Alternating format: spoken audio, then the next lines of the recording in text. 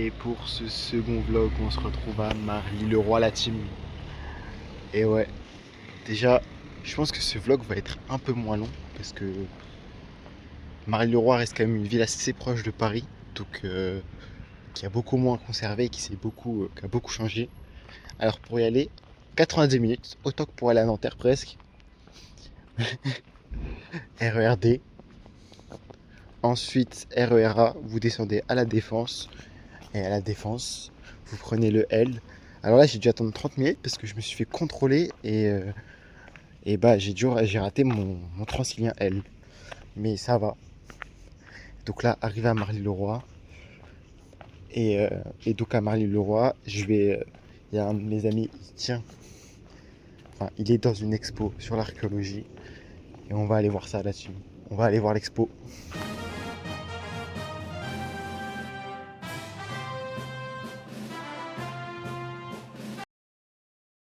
Je vous reprends en haut de la rue. Donc là, il y a une belle petite tour. Mais surtout, on a cette vue sur tout le nord du bassin parisien. Enfin, pas tout le bassin, mais le nord. Donc je pense que là-bas, c'est les forêts de Saint-Germain-en-Laye, etc. Et ça fait une belle vue. Et là, il me reste encore de la côte à monter. Donc go hein. Sur la place de la mairie. Donc là, il y a la mairie de Marly-le-Roi. Ça va, elle a un certain style. Je dirais pas qu'elle est plus belle que celle de Nemours, mais en tout cas, elle a son propre style. Là, il y a une petite place où là-bas, il y a une belle maison euh, du 17e. Là, il y a un restaurant auberge. Vous savez, quand ça s'appelle auberge, c'est souvent cher. Et là, la mairie. Ici, la voie. Bon, la mairie, en fait, elle se trouve là où se trouvait l'ancien château médiéval. Et en fait, ça a été un bâtiment qui a été reconstruit pour mettre le chenil royal, donc de Louis XIV. Et bah, les chiens, ils étaient bien logés. Il y a juste ça à retenir, ils étaient bien logés. Vous pouvez le voir, je suis arrivé au domaine royal de Marly-le-Roi. Mais il faut encore un peu grimper. Donc là, il y a un magnifique bassin, des très très belles maisons. Là, l'emblème du roi soleil, Louis XIV. Dites-vous, ça c'est la cour d'un lycéen. Ça c'est la cour d'un lycéen. On n'a pas les mêmes lycées. Mais bon. Et là, il me reste encore toute cette côte à monter pour être vraiment et pleinement dans le domaine royal.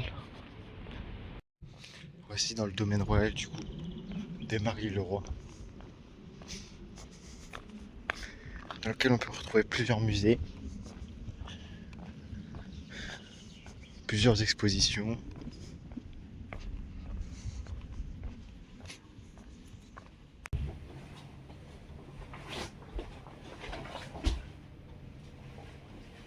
Mais qu'est-ce que vous faites là?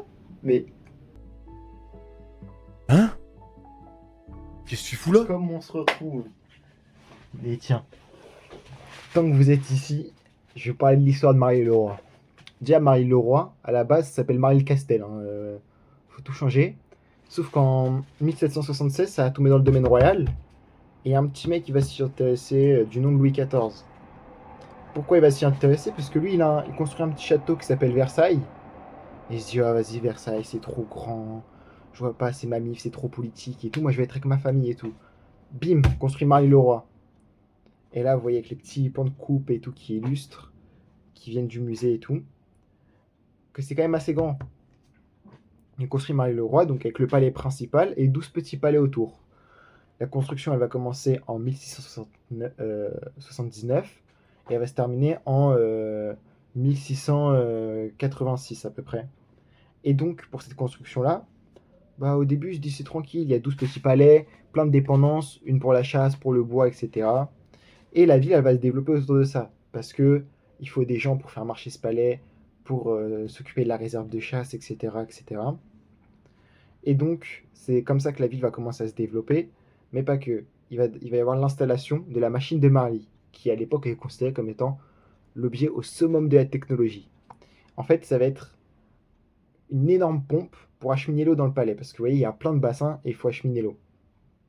Et donc pour ça, on va construire des îles artificielles sur la Seine et faire dériver une partie de la Seine dans un canot. Et il va y avoir des énormes roues qui vont qui vont à l'aide des roues de 12 mètres, qui vont à l'aide de la Seine tourner et pomper du coup l'eau de la Seine et vont la cheminer à 150 mètres de haut avec un dénivelé. Et après, dans un aqueduc de 23 mètres de haut. Vous voyez, il a pété un câble, tout ça pour mettre de l'eau dans des bassins. Et donc, il va y avoir ces bassins-là, etc. Et ça va rester actif pendant presque 160 ans, avec une ville qui va se développer même autour de la base de cette pompe, etc. Et plein de gens vont venir habiter à Marly, notamment pour subvenir aux besoins du roi. Bon, sous Louis XV, il va juste mettre ses filles qui vont habiter là-bas, puis ses maîtresses, etc. Tellement, voilà, il s'en fiche. Louis XVI, il y va même pas, il n'y a pas beaucoup de gens qui y habitent, il a entretenu le palais, mais voilà. Et ce qui va se passer, c'est qu'en 1789, à la Révolution, comme tous les biens royaux, bah, ils vont être saisis. Et, euh, et le palais, il va y avoir des destructions dedans, du pillage, etc. Mais c'est pas eux qui l'ont détruit, encore une fois. C'est que sous Napoléon Ier, il y a un bourgeois qui va l'acheter, sauf qu'il va faire faillite. Et du coup, bah, il va vendre toutes les pierres. Mais c'est pas fini, parce que la ville de Marly-le-Roi va se redévelopper après, parce que étant pas très loin de Paris, et bah à partir du Second Empire, les riches bourgeois vont venir s'installer là-bas, et ce qui va encore plus développer la ville.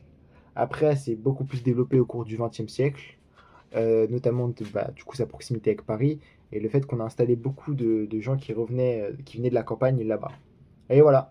Je suis en plein centre du domaine royal. Comme on peut voir là-bas, encore une fois, une très belle vue. Là-bas, je crois que tout au fond, je sais pas si on zoome, mais je crois, je sais plus c'est quel château, mais c'est un château. Je vous préciserai bah là. Et là, je me trouve bah, sur les anciennes fondations du château de Marly-le-Roi. Et je vais vous expliquer pourquoi il n'y a, plus le château. C'est parce que sous Napoléon Ier, il y a un riche industriel qui l'a acheté, sauf qu'il a fait faillite. Et du coup, il a voulu revendre le château, mais personne ne lui a racheté. Et du coup, pour on va dire, essayer de se faire un peu d'argent, bah, il a vendu tout. Tout, genre les pierres, les murs, etc. Et voilà. Et donc, on se rend compte que c'était assez grand. Dites-vous, là, tout le rond qu'on voit ici, c'est le salon. C'est le salon du château. Donc c'est quand même un truc de fou. C'était assez grand. Et c'était juste la maison de campagne. C'était une des maisons de campagne. Et donc là, c'était des appartements qui appartenaient chaque fois à des gens. Il faut savoir que, vous voyez là où il y a les arbres, il y avait 12 appartements chaque fois. Je vous mettrai des petites images de cartes et tout. Et là, ce qui était fou, c'est que il y avait une cascade d'eau qui descendait tout. Et il y avait des bassins partout, comme ce qu'on peut voir ici un peu partout. Là-bas, il y avait aussi une cascade, je crois, plus sur les côtés et tout. Et, euh, et voilà, on voit un peu à quoi ressemblait le château, quoi. À l'époque, grâce à ce qu'ils ont mis au sol. Mais bon, il n'existe plus parce que le mec a décidé de tout vendre. Et en plus, si je me souviens bien, il était toujours en faillite après. Il a tout détruit pour aucune raison valable. Il a vendu les statues et tout. Le fou du bus. Bon, là, on se retrouve à l'exposition 40 ans d'archéologie à Marly-le-Roi et à Versailles, ou inversement. Et du coup, cette exposition, on travaille le Frater Raphaël, et ça se trouve dans l'ancien pavillon de chasse présidentiel. C'est assez sympathique. Il y a plein de choses à voir. Toutes les périodes sont représentées. Et petite anecdote qu'il m'a lui-même dit, vous voyez le numéro 4 là, en blanc, ça s'appelle une bourdaloue, et en fait c'est un pot de chambre féminin portatif. Et si vous tapez sur internet, ce sera juste une tarte. Et maintenant, on va faire l'urbex de l'ancien pavillon de chasse. Oui. C'est une carte de. Pavillon de chasse, puce, c'est une puce, c'est une carte ici. Et là, il y a une porte dérobée.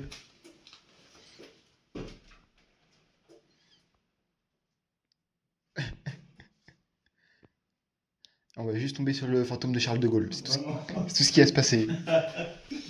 Je vous ai compris. Il va juste dire vive le Québec libre. C'est tout ce qui va se passer. Non. Jusqu'à vraiment, il n'y a personne qui est venu depuis là. Sinon, il faut un peu le truc vide.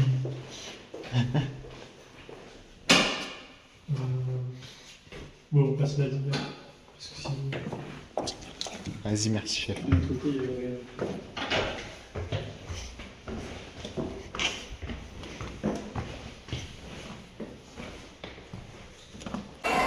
Attends, pause. Pourquoi je suis là? Tout simplement parce que c'était le soir du 14 juillet et je me suis dit je vais filmer au caméscope. Voilà.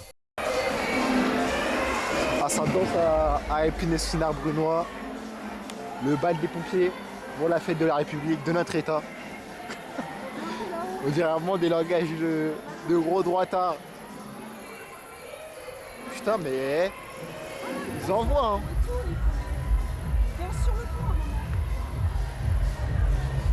Et du coup, je vais en profiter avant que le feu commence pour faire un petit débrief sur Maille-le-Roi. Donc, c'est une bonne ville, même si la majorité des choses à voir, c'est seulement le domaine royal, puisque hors de ça, il n'y a pas grand-chose au final. Mais ça va, ça reste assez agréable à visiter. C'est un bel endroit. C'est pas si loin que ça. On peut se poser dans l'herbe et tout, lire, faire des pique-niques. Et pour le feu d'artifice, je suis en mode night vision. Et je vous dis merci d'avoir suivi ce vlog et